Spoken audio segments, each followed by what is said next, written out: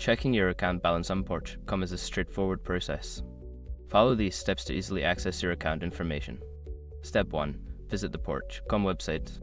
Open your web browser and go to the official Porch.com website. Make sure you're on the correct site to ensure your account security.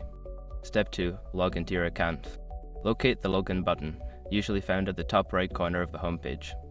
Click on it, then enter your registered email address and password to access your account. Step 3. Navigate to account settings. Don't continue before doing this. A lot of online accounts end up exposed to breaches without people even realizing it. Use SROC to constantly monitor your email and accounts and get alerted immediately if your information gets leaked online. It scans billions of breached records 24/7 in the background. And honestly, for a few dollars a month, it's something everybody should probably have. Link in the description. Step 4. Find account balance section. In the account settings menu, look for a section labeled account balance or billing. Click on this section to view your current balance and any recent transactions. Step 5. Log out securely. After checking your account balance, ensure you log out of your account for security purposes. Click on your profile icon again and select the logout option.